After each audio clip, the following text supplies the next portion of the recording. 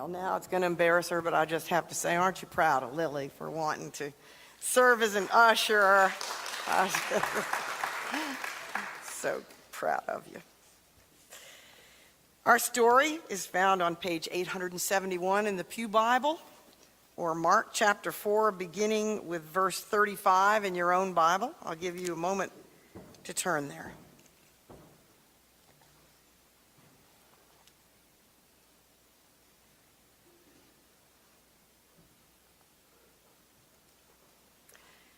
On that day, when evening had come, and it was a very full day, a day of ministry all day long, Jesus said to them, "Let's go across to the other side," that is, of the lake or the Sea of Galilee. And leaving the crowd, they took Jesus with them in the boat, just as he was. And other boats were with him. And a great storm of wind arose, and the waves beat into the boat, so that the boat was already filling. But Jesus was in the stern, asleep on the cushion. And they woke him and said to him, "Teacher, do you not care if we perish?" And he awoke and rebuked the wind and said to the sea, "Peace, be still." And the wind ceased, and there was a great calm. He said to them, "Why are you afraid? Have you no faith?" And they were filled with awe and said to one another, "Who then is this, that even wind and sea obey him?"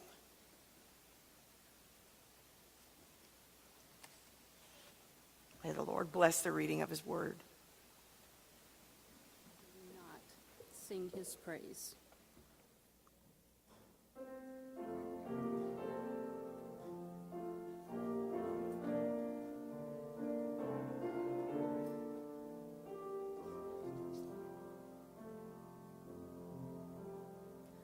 My life goes on in endless song above earth's lamentation. I hear the real, though far off hymn that hails a new creation. Through all the tumult and the strife, I hear the music ringing. It sounds an echo in my soul. How can I keep from singing?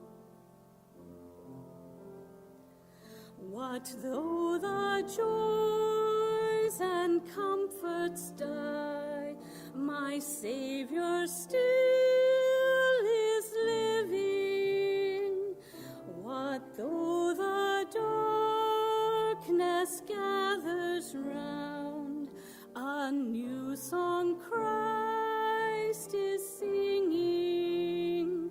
No stone can shake my inmost calm, while to that rock I'm clinging, since Christ is Lord of heaven and earth. How can I keep from singing?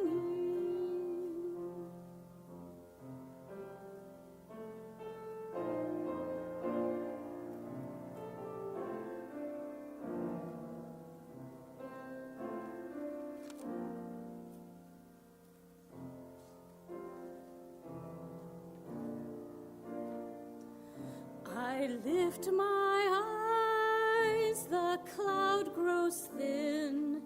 I see the blue above it, and day by day this pathway smooths, since first I learned to love it. The peace of Christ makes friends refresh my heart, a fountain ever springing. All things are mine since I am his. How can I keep from singing? No storm can shake my inmost calm, while to that rock I'm clinging. It sounds an echo in my soul. How can I keep from singing?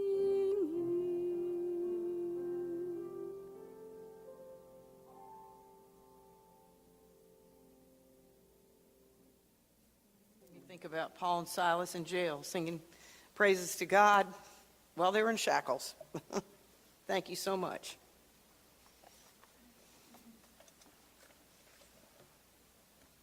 The questions of our life. The question, really. We start out, maybe, is there a God?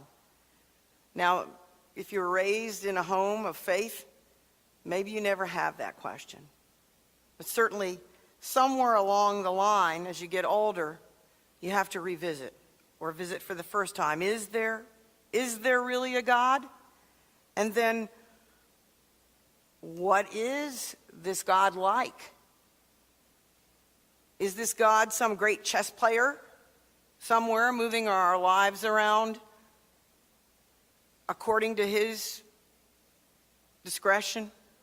No thought of the players there, no thought of those pieces in the game, just moving us about as he sees fit.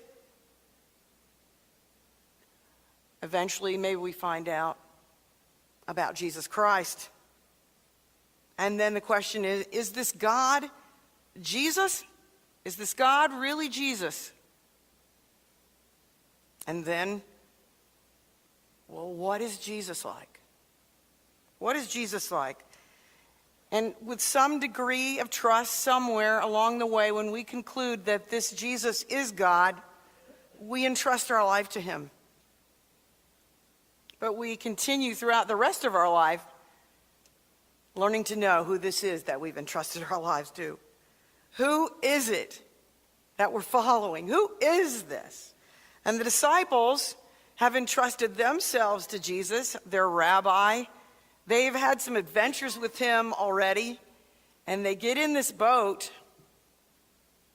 about to find out some more about who is this that they are following.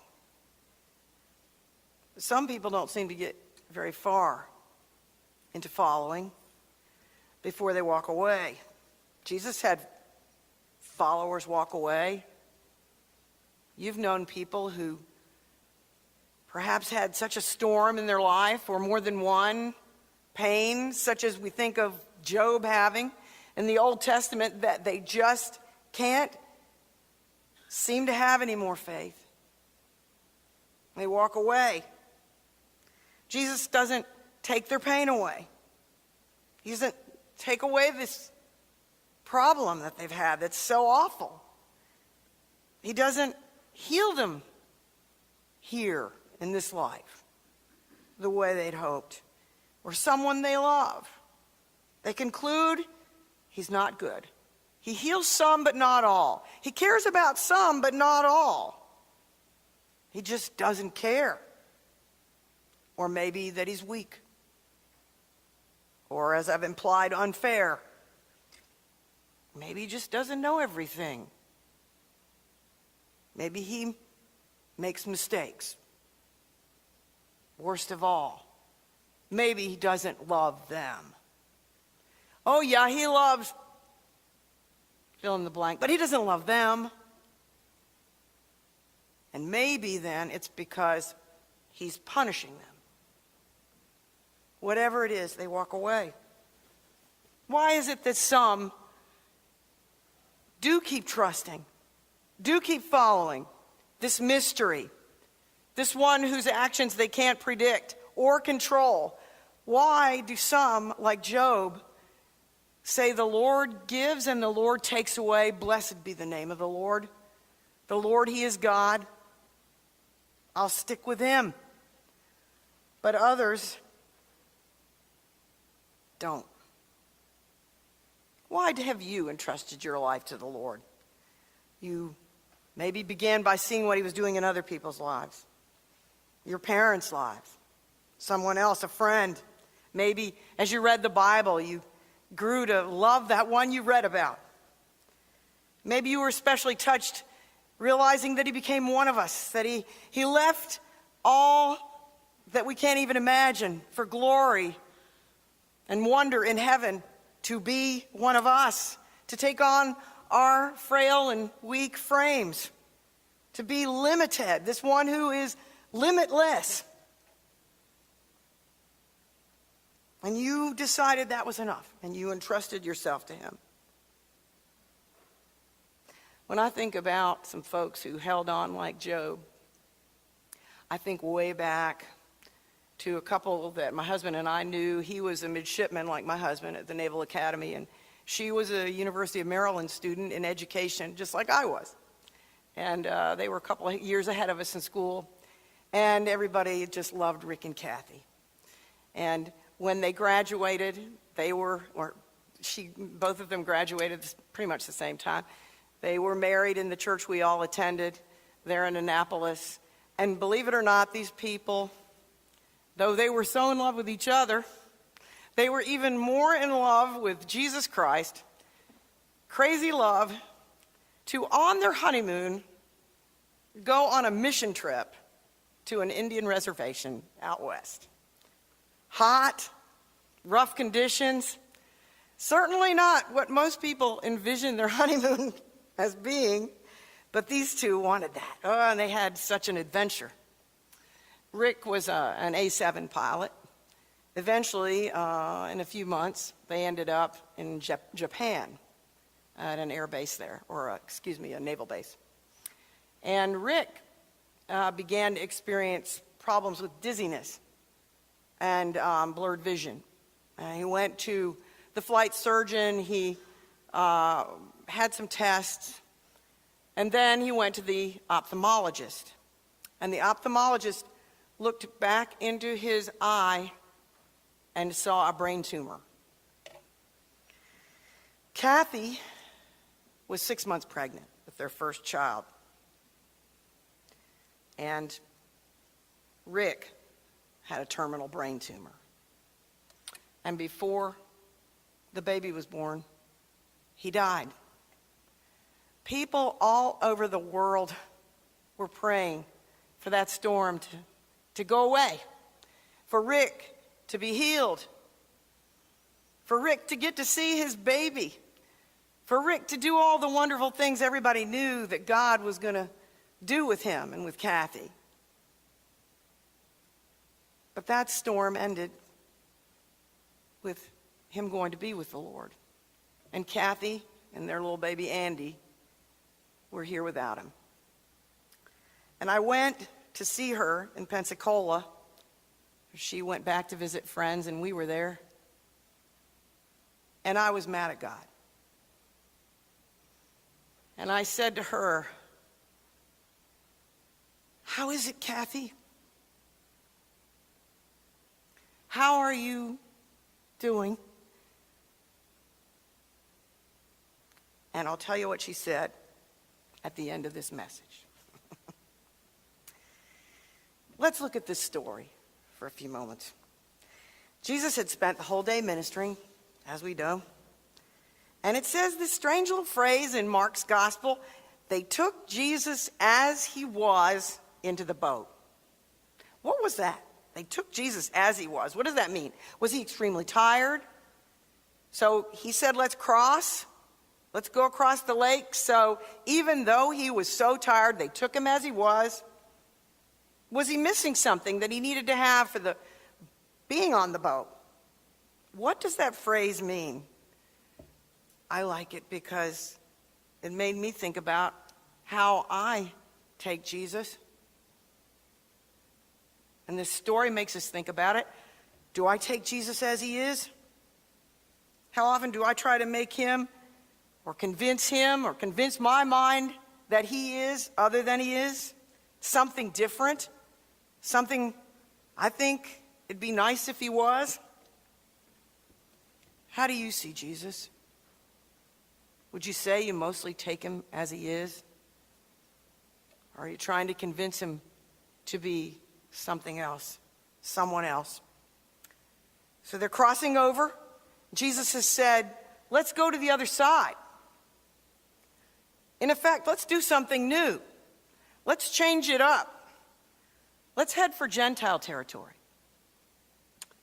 Well, Jesus goes and falls asleep in the boat, and a storm comes up. And of course, you know, the disciples wake him, shaking him. Don't you care that we're going to die? Now, I wonder what they meant. We're all going to die? You too? Don't you care we're all going to die? Or maybe they meant this. Don't you care that we're going to die? Oh yeah, we know you're special. You're a miracle worker. Maybe you're not going to die. Don't you care that we're going to die? Have you ever said that? Jesus, do you really get this? All we have to do is think about the cross. Sweating drops of blood. Let this cup pass, Lord. If this can pass, let this cup pass. Well, then Jesus wakes up. He doesn't say anything to their question. He just says to the storm, peace, be still. And then he says to the disciples, why are you afraid? Do you still lack faith? And I don't know about you, but I think, well, shouldn't they? Shouldn't they have been afraid? Water's coming over that boat. Jesus is asleep. Is it wrong to be afraid? Again, Jesus was afraid. In the garden, he was afraid.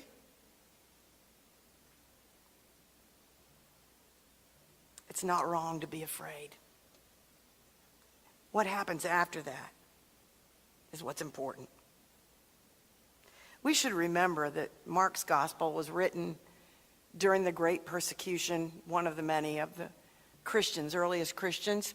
Nero was martyring the Christians left and right. And don't you know that those readers of Mark's gospel, they were saying, don't you care, Jesus? How are we going to tell this world about you if we're all being killed? But you know what happened at the end? In Greek it says the disciples were then feared great fear. Because they saw that this one was able to master all of that with a few words. They became, in effect, more afraid of him than any storm. They were filled with a reverential awe. What does this story mean? Some things more obvious than others. Storms will come. Storms are part of this life, we know. But do we know that storms are not punishment? They're not because we lack faith. Storms happen to the faithful. Storms happen to Paul left and right. You read all through the letters. He lists them off. Beatings, imprisonment, stonings, shipwrecks. Storms happen. They happen to the obedient, the followers, more often than they happen to those who aren't. Those who are willing to go to the other side, those who take the risk, get in the boat. They happen. If we're going to follow Jesus, there are going to be storms. Storms happen while we're obeying Jesus and even because we're obeying Jesus. Storms also happen sometimes to correct our course. I think of Jonah running away from God's call, going the other way, to help us to listen, to get back on track. And sometimes storms happen, though we can't see it, though we struggle to see it, they happen to bless us. And they happen to make us a blessing. Think of Joseph with his brothers being sold into slavery to end up delivering many, many people from famine, including his own family. Jesus is with his disciples in the storms. He doesn't leave us. Jesus isn't afraid or dismayed by storms. Though we might think he's unaware, he doesn't care. He isn't helping us. He's punishing us. He doesn't love us. Jesus is with us. I will never leave you nor forsake you, he said. He cares, and he has some plan in the midst of it. And Jesus can speak and bring peace to all the storms there are. He has power over any storm. He can calm any storm we face. He can end the storm. That's the one we really like. Or he can calm us while the storm rages. He can bring us through the storm a different person who knows him more and trusts him more. He can bring us through the storm into his very arms on the other side. But he has the power over the storm. He said, "Why are you afraid? Do you still lack faith?" Because he knows that though we express faith in him, faith enough to get in the boat, how quickly our faith goes back to what it usually is in. What's familiar, what's comfortable, what we have trusted, our own abilities, our own independence and self-reliance and strength, what we want, what we've set our eyes on, our own dreams, our own creature comforts. We don't want to be challenged. We don't want to be changed, really. We say we do. We fear failing. And we lack faith in the one who truly is the life. And we wait for outside forces, the storms, to move us, to change us. But remember this, Jesus wants to take us to the other side. He wants to do something new. His ultimate goals are to be known more deeply and to be able to love us more fully, that we will receive his love, that we will seek him. Fred Craddock, preacher, commentator, theologian, he said this: "Being in God's presence is what everybody wants and what nobody wants." You see, if we wait Jesus, he's going to ask us about our faith and why we're afraid. And these are questions we may just not want to answer and think about. Meanwhile, we let those fears move in and take up residence. You know, being afraid of fearful things is sane. It's normal. But being controlled by those fears is what is not. We should not beat ourselves up and say we have no faith if we're afraid. You know, after all, courage is not being afraid. Courage is going forth despite our fear. Faith is not a magic charm either, which protects us from harm or hardship or catastrophe. That's how you've known folks who treat their faith like a rabbit's foot. So here's the thing. Will we entrust ourselves to God as citizens of his kingdom, or will we continue to live in a world of fear and chaos, seeing ourselves as powerless and alone? The disciples then said, when he calmed the storm, "Who is this?" Listen, this story isn't so much about having faith that the Lord is with us in every storm, as it is about whether that is enough for us. Are we going to insist that he deal with that storm the way we want him to deal with it? Are we going to take him as he is? Or are we going to try to impose on him something else? The Lord didn't come here to fix all the bad things. Do we realize that? He didn't come to fix them by obliterating them, getting rid of them. No, he came to empower you and me. He came to change us, to deepen our faith in him, to deepen our love for him and then for others, to do something good in the world, to redeem it, to convert it, not to obliterate it. The one to fear, to awe, to have awe of, and to reverence is Jesus himself. They learned it that day, and they kept relearning it. C.S. Lewis has written this, that letting that fearsome mystery into your life is something like having your house redone, except that God does it according to God's own wildly extravagant plans, throwing up a new wing here and there, adding a floor, enlarging rooms, making grand windows where once there were only walls. You thought it was only going to be the addition of a gable, a closet. But God's plan is to build out of you and me a palace so that God can dwell there. Here's one more thing. Storms are happening in the church more and more, aren't they? And churches are asking all the time, is this church going to die? Is Jesus napping and our church, meanwhile, will die? Doesn't he know churches are shrinking and doors are closing? Doesn't he know less people equals less workers for his kingdom? Doesn't he know about all the needs in our community? And church folks can end up too busy trying to calm themselves than to turn and calm the storms in people's battered lives. They don't believe they have the power to stand against the forces of prejudice and hatred and violence and abuse and terror, so they don't stand. They huddle down in the bottom of their boat and watch the storm rage, thinking, what else can they do? But simply trusting Jesus to fix stuff isn't faith. Jesus calls us to lead and to heal and to proclaim and to cast out.